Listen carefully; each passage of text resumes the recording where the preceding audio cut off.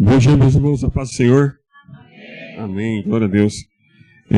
Satisfação de poder estar com os irmãos aqui. Eu quero agradecer a Deus pelo privilégio de estar com os irmãos essa manhã, também ao pastor pela oportunidade, aos obreiros e à amada igreja, que Deus abençoe a cada um de nós poderosamente. Amém. Abra sua Bíblia em João, o Evangelho, João capítulo 4. João, o Evangelho, João capítulo 4.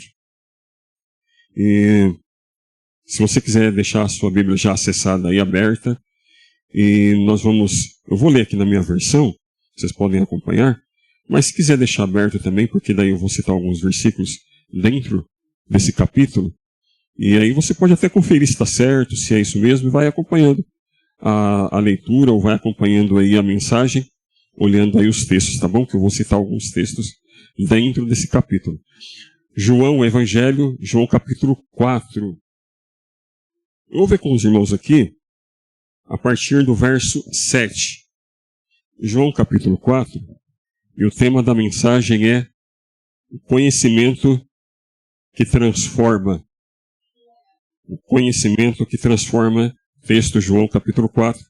Vou ler a partir do verso 7, que diz assim: Veio uma mulher de Samaria tirar água, e disse-lhe Jesus: Dá-me de beber. 8. Pois seus discípulos tinham ido à cidade comprar comida. Versículo 9. Disse-lhe então a mulher samaritana: Como, sendo tu judeu, pede-me de beber a mim, que sou mulher samaritana? Porque os judeus não se comunicavam com os samaritanos. Bem, esse é o texto da palavra de Deus. E para que a gente possa entender esse texto, como eu sempre faço, né? Eu gosto da gente entender o texto, mas é interessante a gente também entender o contexto da mensagem, né?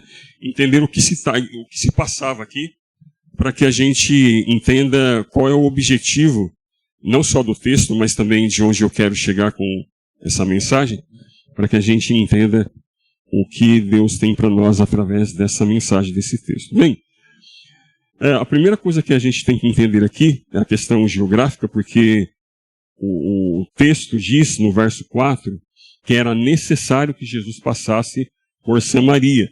Ele estava saindo, já no versículo 1 diz que Jesus estava saindo da Judéia, e aí ele estava indo para Galileia.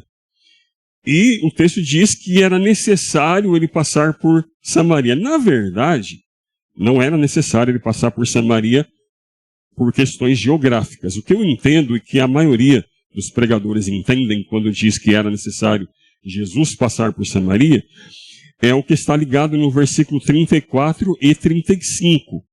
Você pode até ver aí. Porque no versículo 34 e 35 diz, Jesus falou, olha, eu tenho um alimento, Jesus dizendo, o meu alimento é fazer a vontade daquele que me enviou. E aí no 35, ele diz para os discípulos, olha, você está vendo o campo? Estou parafraseando, mas está aí no verso 35. Estou falando nas minhas palavras. Você está vendo os campos? Os campos já estão, você pode pensar que não está preparado, mas já, olha, veja os campos. Eles já estão prontos para ceifar. Eles já estão prontos para colher. Pode parecer que não está no tempo da colheita, mas o campo já está pronto para ser ceifado. É o versículo 35. Então, o que a maioria dos pregadores, e eu também acredito que seja desta forma, que o versículo 4 bate com o 34 e o 35, dizendo que era necessário Jesus passar por ali, não por questões geográficas, mas pela necessidade em encontrar uma alma sedenta de ser alcançada naquele momento. Porque a Judéia ficava no sul de Israel, ou fica, né? No sul de Israel. A Judéia fica no sul de Israel. E para onde Jesus estava indo, para a Galileia, fica no norte de Israel. E Samaria fica no meio. Mas para que o judeu fosse da Judéia para a Galileia e vice-versa, eles poderiam pegar a rota que tinha liberando o mar Mediterrâneo, ficar ao oeste, fica ao oeste de Israel, ou eles poderiam pegar uma outra estrada que fica ao leste de Israel. Então, não necessariamente precisava passar por Samaria para uma cidade acessar a outra, né? Para quem vem de um lugar para o outro, para quem vem do norte para o sul, do sul para o norte, não era exatamente necessário passar por Samaria, porque tinha essas outras rotas. Inclusive, o versículo 9, bem no finzinho do verso 9, você vai ver aí uma nota que João fez sobre a exclamação da mulher, né? Como sendo tu judeu, me pede a beber a mim que sou mulher samaritana. Aí João faz uma nota, ele coloca, porque os judeus não se comunicavam com os samaritanos, não se davam, eles, né, não tinham comunhão. Os judeus não se davam com os samaritanos. Tanto é que em João capítulo 8, Jesus é chamado de endemoniado e samaritano. Samaritano para os judeus era algo ruim, algo de ser inclusive levado como uma palavra feia, uma palavra ruim. Ah, você é endemoniado, você é samaritano. É o que falaram para Jesus em João 8, para ter uma ideia. Isso por quê? Porque por questões religiosas e também questões culturais. Por isso que os judeus não se davam com o samaritano. O que estava acontecendo? Por exemplo, resumindo a história, que você lembra que eram 12 tribos? Em Israel eram 12 tribos. Essas 12 tribos, elas duraram até Salomão. Até Salomão eram 12 tribos. Quando Salomão morreu, e aí o seu filho Roboão assumiu o reinado, essa história aí que eu estou contando agora, está lá em 1 Reis capítulo 12, tá? Você pode anotar e depois vocês podem ler 1 Reis capítulo 12. Essa história que eu vou falar agora está escrito nesse capítulo. O que acontece? Quando Salomão morre, Roboão assume o reinado, e aí os anciões chegam até Roboão e falam: Roboão, é o seguinte, o seu pai era um homem muito sábio e tudo, né, mas ele cobrava muito imposto, era pesado o reinado dele. Você quer ganhar o coração do povo? Cobra menos imposto e a gente vai estar do teu lado. E aí, ao invés dele ouvir os anciões, ele foi pedir ajuda para os amigos. E aí os amigos, não, que isso, não é assim não, e deu um conselho contrário. E Roboão aceitou o conselho dos amigos, ao invés de aceitar os conselhos dos sábios, dos anciões, que tinham experiência. Só aí já dá uma pregação, né, não? E aí, ele chegou para o povo, para os anciões, para o povo, e falou que não, que ele ia ser pesado, que ele ia ser pior do que o pai dele. E aí até diz algumas palavras ali, para resumir. E acontece que o povo não aguentou, e aí as tribos racharam. As 12 tribos racharam. Das 12 tribos, 10 ficou no norte de Israel. Então as 10 tribos ficou no norte de Israel. E a capital era Samaria. Então você imagina, 10 tribos no norte e a capital era Samaria. E as 2 tribos que sobraram, ficou com Roboão. Roboão ficou com 2 tribos no sul, que era Judá e Benjamim. E no norte, quem assumiu o reinado no norte das 10 tribos foi um servo, um ex-servo de Salomão, que era Jeroboão. Lembra do Jeroboão? Jeroboão é que foi o primeiro rei das 10 tribos de Israel no norte, e Roboão, filho de Salomão, ficou com as 2 tribos no sul. Inclusive, se os irmãos der uma olhada nas profecias dos profetas desde Isaías até Malaquias, aliás, antes, né, que Malaquias já é depois do exílio, mas Ageu, Zacarias e Malaquias já é depois do exílio. Mas se vocês notarem as profecias, quando fala Israel, vocês são pecadores e tal, e tal, e tal, geralmente as profecias mais duras estão direcionadas a Israel do norte, as 10 tribos. E as profecias mais, mesmo que sejam duras, mas são carregadas de promessa, de amor, de cuidado e de promessa, são dirigidas ao sul. Judá, vocês é o meu bichinho de Jacó, povinho de Israel, menino dos olhos de Deus, aquela coisa toda. Agora Israel não, Israel é só pancada. Israel do norte é só pancada. Vocês vão notar muito isso. E profetas também que profetizaram para Israel, como Elias, por exemplo, foi um profeta voltado à nação de Israel do norte.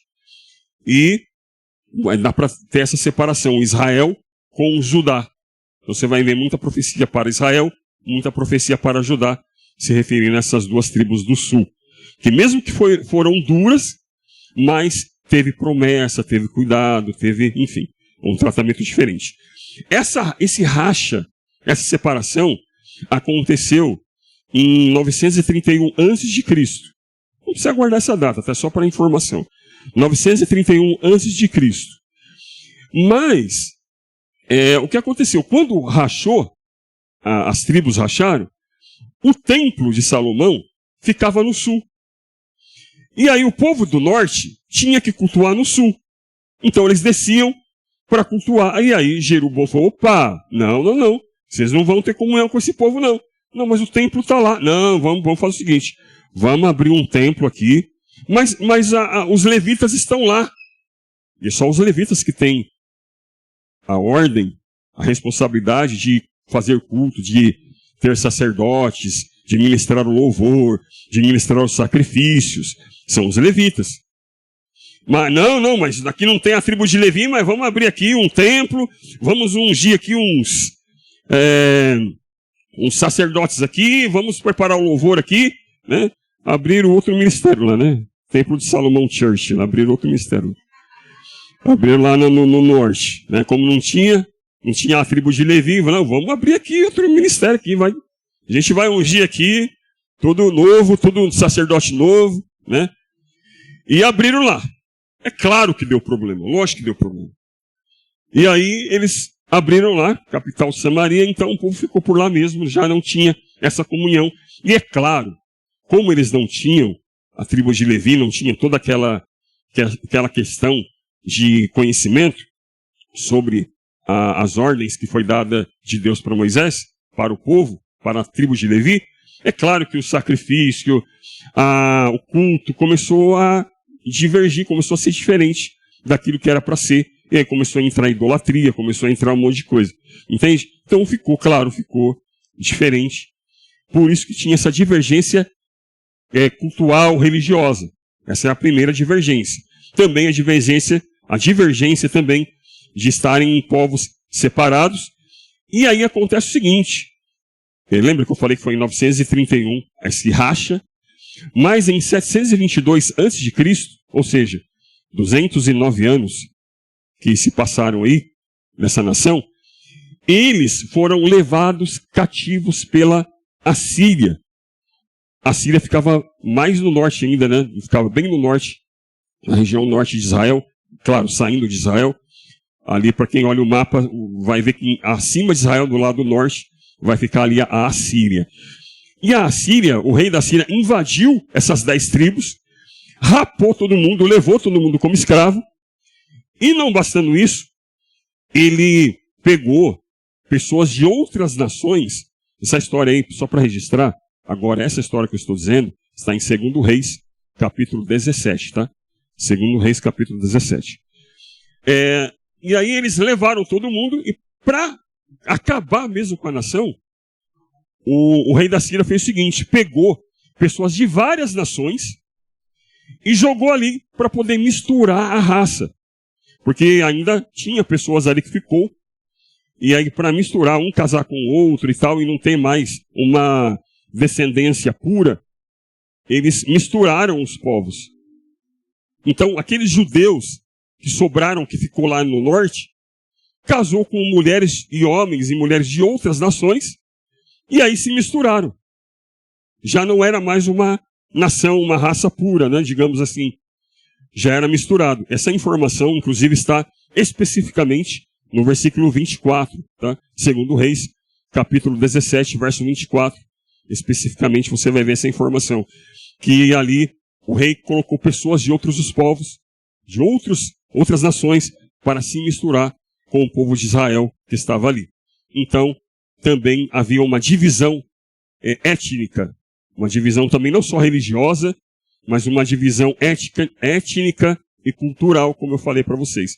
Por isso, por essas razões, que os judeus não se comunicavam com os samaritanos. Deu para entender? Essas razões que os judeus não se comunicavam com os samaritanos, não tinham comunhão, por causa dessas separações culturais, religiosas e étnicas. Tá bom? Todas essas informações aí. Bom, com tudo isso, Jesus ele passa por Samaria. E quando ele está passando por ali, interessante que ele manda os discípulos comprar comida. E não é vai todo mundo comprar. 12 homens para comprar comida. Podia ser só 2, 3, né?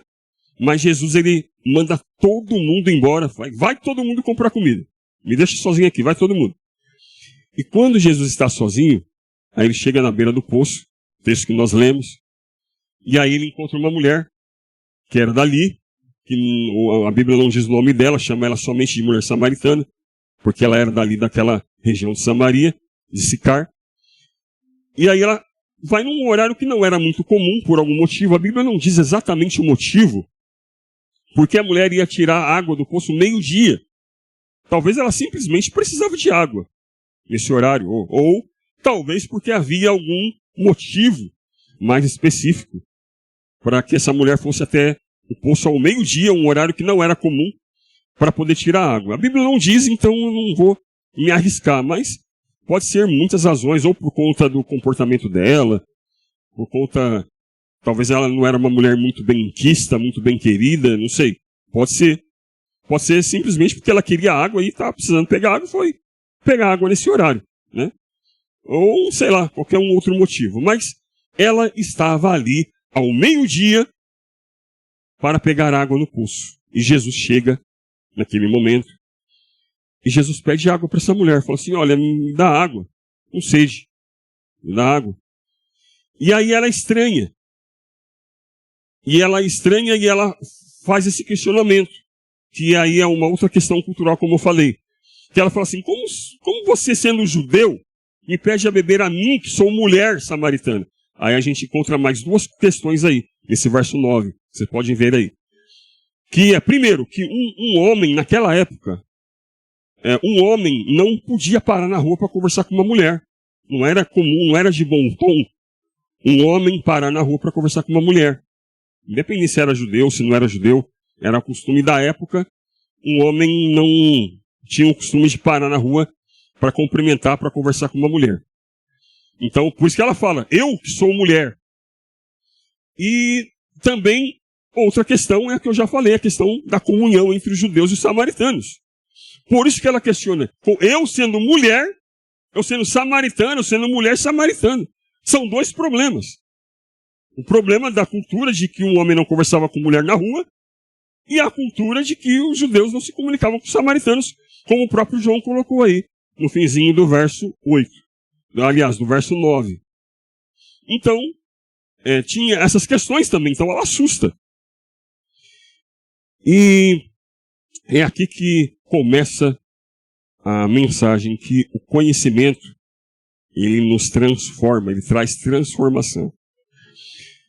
Por que eu digo isso? É importante o conhecimento, irmãos, porque o conhecimento nos faz ser o que somos, agir como agimos, falar como falamos, nos comportar, nos vestir e ser como somos, tratar as pessoas como tratamos, servir a Deus como servimos. Tudo isso por conta do conhecimento.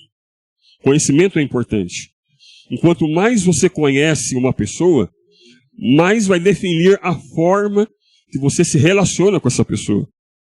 Isso vale para amizade, isso vale para irmãos de igreja ou irmãos de sangue, isso vale para casais, isso vale para qualquer relacionamento. No trabalho, na faculdade, na escola, em qualquer lugar. Enquanto mais você conhece de uma pessoa, isso vai definir a forma que você se relaciona com ela. E para um relacionamento, é claro que um relacionamento exige muitas coisas. Mas basicamente, bem basicamente, o relacionamento precisa de duas coisas básicas, bem básicas. Primeiro, tempo de qualidade e conhecimento, como eu falei aqui. Conhecimento e tempo de qualidade. Por quê? Porque você pode passar muito tempo com uma pessoa. Mas se você não conhece nada dela, você não tem comunhão com ela, não tem relacionamento com ela. O máximo ali é bom dia, boa tarde, boa noite, tudo bem, tchau, obrigado. Coisa assim, simples. Uma palavra ou outra. Porque você passa muito tempo com uma pessoa, mas não tem conhecimento sobre ela. Ou você pode ter muito conhecimento sobre uma pessoa, mas por você não passar tempo com essa pessoa, tempo de qualidade, não só ficar ali com a pessoa. Mas é tempo de qualidade, de conversar, de estar ali, de trocar ideia, enfim. Por conta da falta desse tempo, também você não vai ter comunhão com essa pessoa. É o que acontece, por exemplo, com os fãs.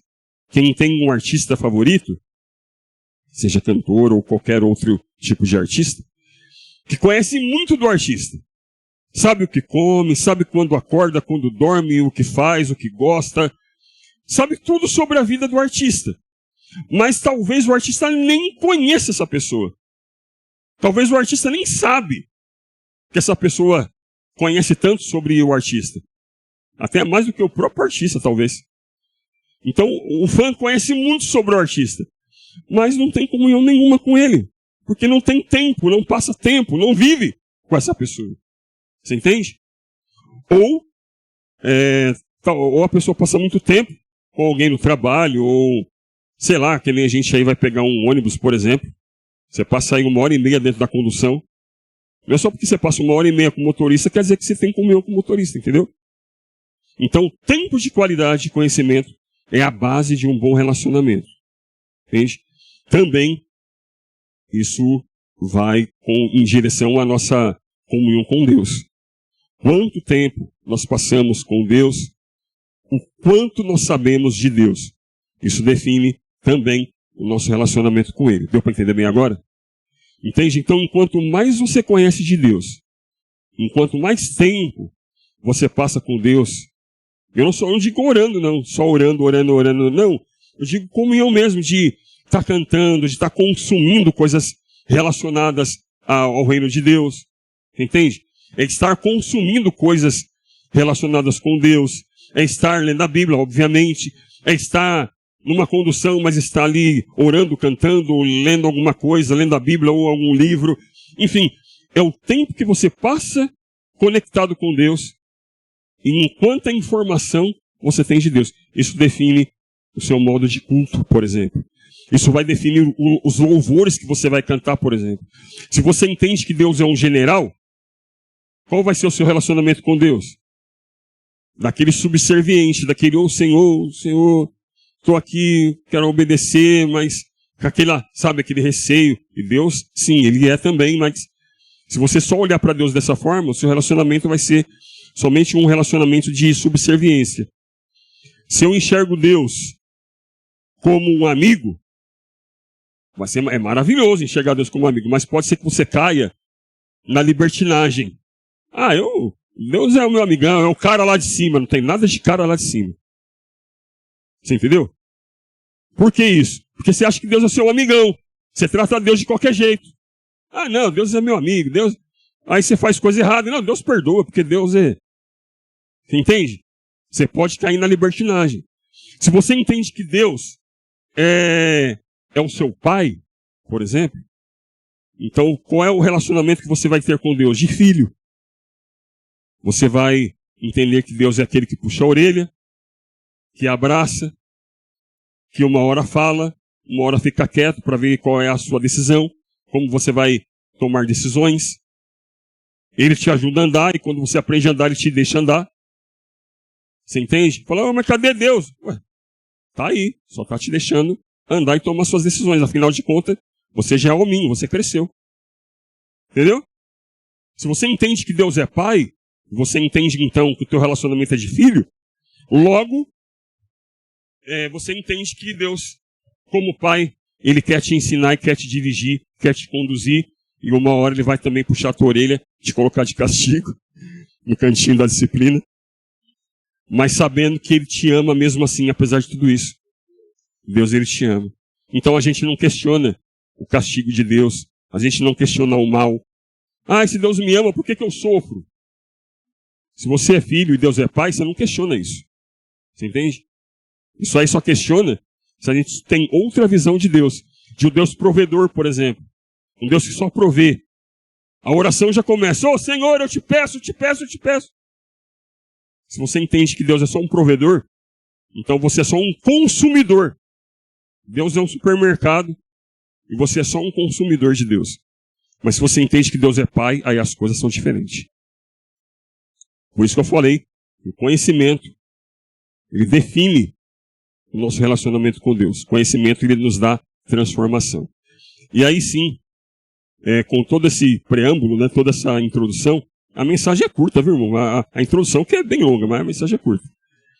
Agora sim, a mensagem é o seguinte: olhando para esse texto, nós vemos que Jesus ele não se revelou para a mulher. Jesus simplesmente pediu água. Eu quero água.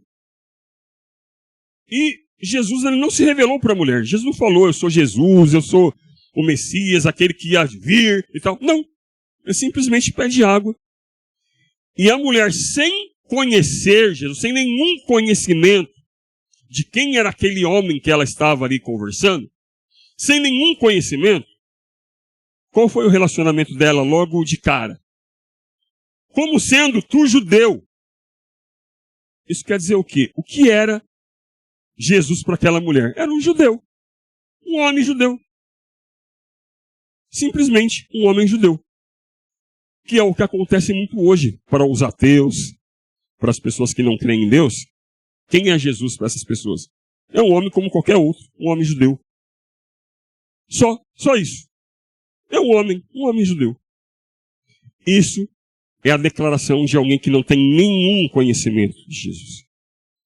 Mas não para por aí. Isso é o verso 9.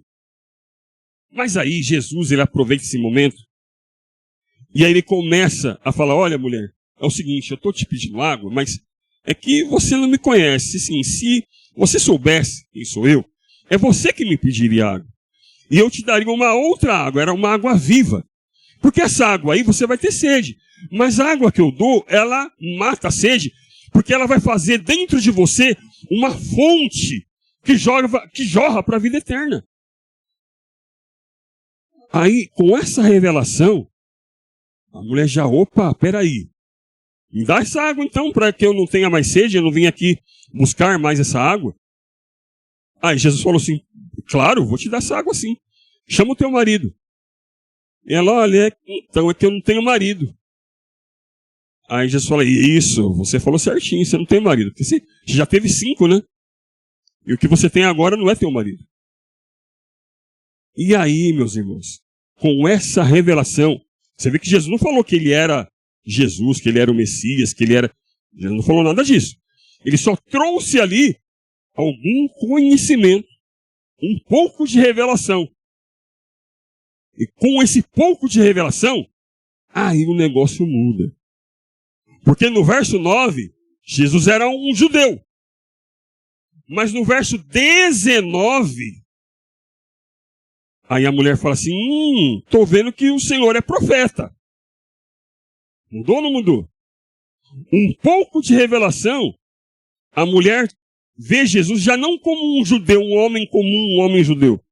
A mulher começa a ver Jesus agora como um profeta, alguém que é importante. Alguém que tem uma certa importância. Fala, eu estou vendo que o Senhor é profeta. Mas aí, Jesus não para por aí. Olha só, essa tensão, essa questão de Jesus ser um profeta, isso é muito comum no espiritismo, no islamismo, em algumas religiões também. Jesus ele é visto como no budismo, por exemplo. No budismo, islamismo, espiritismo. Quem é Jesus para essas religiões? E para outras muitas, né? Jesus foi um homem importante. Para os budistas, Jesus também foi um Buda. Um homem importante, um homem que pregou, que fez milagres, que pregou muitas coisas boas e tal e tal. Jesus também é um homem importante, um profeta. Mas não passa disso. Você entende? Era o que a mulher percebeu. Porque essas religiões também têm um pouco de revelação de Jesus. Essas religiões também têm um pouco de revelação. E por esse pouco de revelação, Jesus não é só um judeu. Jesus é um homem importante, um homem profeta. Como essa mulher acreditou no verso 19. Mas aí Jesus ele continua. E ele abre a revelação. Ele abre totalmente a revelação. Porque daí a mulher começa a questionar, então, estão dizendo por aí que a salvação vem dos judeus, que é de lá que vem a salvação, mas aí nós temos esse monte aqui, que a gente adora ao Senhor, e tem aqui o poço de Jacó, e aí o Senhor por acaso é maior do que Jacó? Porque nós temos esse poço aqui, a gente adora a Deus aqui, e tem um monte e tal. E estão dizendo aí também, aí eu estou falando lá agora, já estou lá no versículo 25, né? Aliás, antes, no versículo 23, 24, ela fala, a gente adora a Deus aqui e tal. E aí Jesus fala assim, então, mulher, é o seguinte, é que vocês adoram a Deus aqui, mas o Senhor não tem uma geografia para ser adorado. Porque o Senhor é Espírito. E os adoradores adoram a Deus em espírito e em verdade. Ou seja, não é num lugar religioso, não é num ambiente religioso. É claro que é importante estar esse momento aqui reunido, mas o que Jesus quis dizer, que a adoração, ela é constante, diária, o culto, a comunhão é sempre. Não é só no culto. Não é só em 2 horas, 1 hora de culto. A comunhão, o culto não acaba. Você entende? A gente sai daqui e o culto continua. É isso que Jesus estava dizendo. E aí fala, então, mulher, é que não é nesse monte, não é numa geografia que Deus é adorado. Deus, ele é adorado em nós, nós somos o altar. Por isso que a igreja cristã não tem altar. Aqui é púlpito, palanque, qualquer coisa, menos altar. Isso aqui não é altar. O altar somos nós, mas está dentro de nós, o altar de adoração. E aí Jesus ele fala isso para a mulher. Aí a mulher no versículo 25, ela fala, então, estão dizendo por aí que vai vir um Messias, vai vir aí um Senhor, um Messias, o prometido que vai vir salvar e tal. Aí, meu irmão, Jesus ele abre totalmente a revelação para a mulher. Não é só um pouco de revelação, é totalmente a revelação. Porque Jesus vai falar no versículo 26 em diante, ele fala, mulher, esse Messias aí, essa pessoa que você está falando, sou eu. Eu que falo contigo. Jesus ele diz declaradamente, mulher, esse Messias, esse ungido que viria, que você está dizendo aí, que as Escrituras profetizaram, sou eu mesmo que falo contigo. Irmão, quando a mulher tem a revelação completa das Escrituras, você lembra que eu falei no começo, o tema da mensagem, né, que a transformação, o conhecimento, ele dá em nós uma transformação, ele causa mudança, transformação. Quando a mulher tem a revelação completa de quem era essa pessoa que ela estava conversando, que era o próprio Cristo, o próprio Jesus, o próprio ungido, o próprio Messias, o que ia vir, aí, no versículo 9, ela achava que Jesus era só um homem. No versículo 19, ela achava que Jesus era só um profeta. Mas no versículo 29, essa mulher faz uma declaração incrível. Ela sai dali, ela deixa a água, ela até esquece de pegar água, ela sai dali, deixa um balde, vai correndo para o povo dela e fala, olha só, tem uma pessoa que tem me falado tudo que eu tenho feito. Esse daí é o Cristo. Jesus já não era mais um homem como no verso 9. Jesus já não era mais um profeta como no verso 19. Agora no verso 29, ele é o próprio Cristo. Ela entendeu a revelação. Ela entendeu que Jesus ele era o Senhor, o Salvador, o Cristo. E claro, irmão, não para por aí. Porque quando ela tem essa revelação, que ela fala que Jesus, ela reconhece que Jesus é o Cristo, aí ela vai anunciar. E aí, como resultado, porque também, eu poderia até falar aqui, isso poderia até ser tema, que também o conhecimento nos dá movimento. Como assim conhecimento nos dá movimento? Irmão, quem conhece não fica parado. Quem conhece a Deus, não vem só na igreja e fica só batendo palma e cantando, olhando para os lados, fingindo que está adorando, lendo a Bíblia aleatoriamente, fingindo que está ouvindo a palavra. Não, quem conhece a Deus, irmão, ele quer fazer alguma coisa. Ele não fica parado. Quando ele entende, quando ele tem essa revelação, quando a revelação ele é aberta, os olhos são abertos, irmão, a pessoa fica inquieta. A pessoa quer fazer qualquer coisa. A pessoa quer ser útil, a pessoa quer ser uma ferramenta na mão de Deus. Qualquer coisa, qualquer coisa. Sabe? E é o que essa mulher fez. Essa mulher ela começou a pregar em toda a região que ela vivia. E aí, Jesus, por isso que Jesus dá essa palavra para os discípulos. Ô, discípulo, é o seguinte, você está olhando aí o campo, parece que não está acontecendo nada, né? Parece que está tudo parado, não está acontecendo nada. Mas eu vou falar para vocês. Vocês vão colher aonde vocês não plantaram. É o texto ou não é que está escrito aí? Do 35 em diante. Olha o campo já está pronto para colher. Vocês vão colher frutos de onde vocês não plantaram. Porque os discípulos, irmãos, eles tinham ido comprar comida, quando eles chegaram, estranharam Jesus conversando com essa mulher, e os discípulos não fizeram nada. Assim, não pregaram, não anunciaram o evangelho, nada, naquela cidade. Mas depois você vai ver em Atos capítulo 8, por exemplo, quando Felipe vai pregar para Samaria, irmão, já tinha gente crente lá. Já tinha muito crente lá. Por quê? Porque não foi os discípulos, os apóstolos que pregaram lá. Foi essa mulher. E por isso que Jesus disse para eles, falou, ó, você está vendo o campo aí? Parece que não está acontecendo nada, né? Mas está cheio de fruto, e vocês vão colher fruto que vocês não plantaram. Porque essa mulher virou uma missionária. E aí, como eu falei, o conhecimento que transforma, ele também nos dá movimento. Porque essa mulher, ela começou a pregar. E aí, a partir da revelação que ela teve, do verso 29, que ela entende que Jesus é o Cristo, aí entra o verso 39. No verso 39, interessante esses padrões da Bíblia, né? Interessante esses padrões da Bíblia, porque no 9 Jesus era só um homem. No 19, Jesus era só um profeta. Mas no 29, Jesus é o Cristo. E no versículo 39, começa a vir os frutos dessa revelação. Porque daí já não é só a mulher que crê. Aí é um monte de gente que está crendo e vem para Jesus. No versículo 39 vai revelar que esta mulher começou a dar fruto. O conhecimento e a revelação que ela teve de Jesus gerou nela a necessidade de pregar o evangelho, de ser testemunho. E é o que ela fez. E o versículo 39 revela que essa mulher colheu frutos, ela deu frutos. E se você continuar a leitura, até o verso 43, que é onde acaba a história, o pessoal, chega no verso 42, o pessoal fala para a mulher, olha a mulher, não é muito mais do que você falou para a gente, hein? Porque a gente, quando você falou para a gente, era uma coisa, mas agora a gente está vendo. O que você falou é muito mais do que você falou para a gente. Não é agora pelo que a gente ouviu de você, é pelo que a gente está vendo.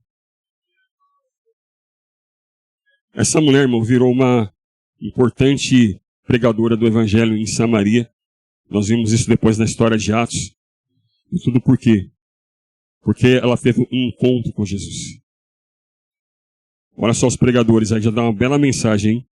Quando Jesus ele passa, porque Jesus passou por Samaria. E aonde Jesus passa, irmão, sem chance. Aonde Jesus passa, alguma coisa acontece. Jesus poderia ter pegado outra rota, como era costume dos judeus. Pegar outra rota para chegar na Galileia, de Judá para Galileia. De Jerusalém para Galileia. Ele podia pegar outra rota. Mas era necessário ele passar por ali. E aonde Jesus passa, as coisas mudam. As coisas se transformam. Amém, queridos? Vamos ficar em pé? Jesus.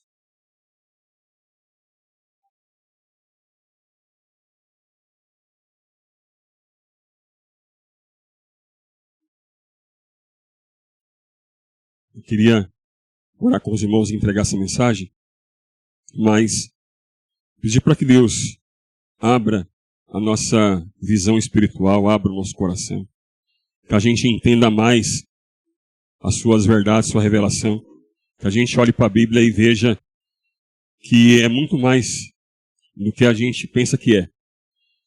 E que a gente possa ter esse momento também, esse tempo de qualidade com Deus. E investir, como diz um louvor que nós cantamos, né? Gastar o nosso tempo com o Senhor. Gastar o nosso tempo com Deus. Isso é importante, irmãos. Conhecimento e tempo. Nós precisamos disso. Ah, eu estou sem tempo. É um problema. É um problema muito sério.